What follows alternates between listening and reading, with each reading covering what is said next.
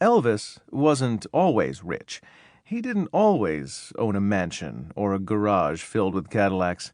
He didn't always have fancy clothes and expensive jewelry. As a boy, Elvis was poor. Very poor. Elvis Aaron Presley was born on January 8, 1935, in Tupelo, Mississippi. His mother, Gladys, was pregnant with twins, but she didn't know it. Like a lot of poor people in the South, the Presleys didn't have the money to see doctors. So Elvis's mother gave birth at home. The delivery was difficult.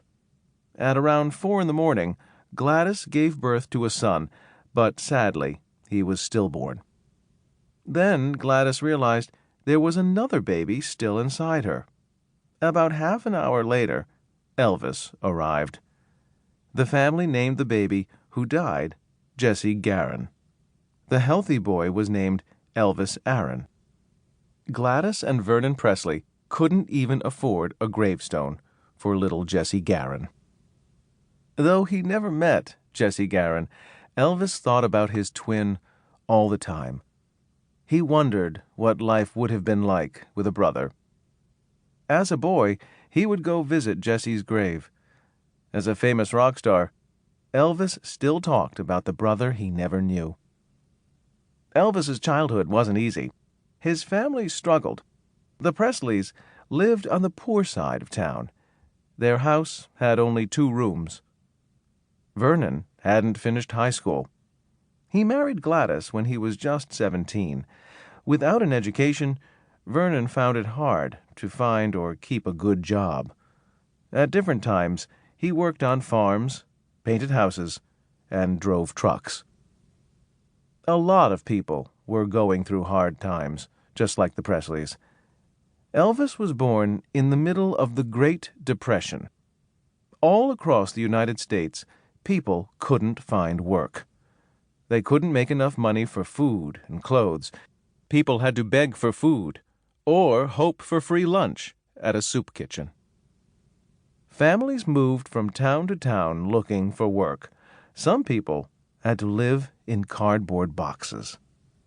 At least the Presleys had a home. It didn't have electricity or running water. There was no indoor bathroom. Instead, Vernon built an outhouse in the backyard. An outhouse is a small wood hut with no real toilet, just a hole in the ground. Gladys couldn't have any more babies, so she became very nervous that Elvis might get hurt. She walked him to school every day. She gave him a whipping when he did something wrong. Elvis didn't like getting hit, but he loved his mother very much. He would hurry home after school in the afternoon to be with Mama. The Presley family went through ups and downs. When Vernon got a good job, the family would usually buy a new house. When he lost a job, they would have to sell it and move into a smaller, rented place.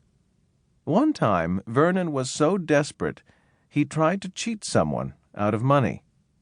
That got him in big trouble. A judge sent Vernon to jail for 8 months. Gladys and Elvis were forced to move in with Vernon's family. Most weekends, they rode a bus to see Vernon in prison. It was 10 hours round trip. Elvis, who was just 3, sometimes sat on the front steps of his house, crying. He didn't think his father would ever come home. But Vernon did return, and he found a new job. The family joined a local church. It was at church that Elvis first started singing. He was so good that he sang with the choir. Right away, people could tell that his voice was special. He even won a prize at a fair for singing. Gladys always encouraged Elvis. The family couldn't afford much. However, for Elvis's 11th birthday, Gladys gave him his first guitar. "It will help you with your singing," she told him, "and everyone does enjoy hearing you sing."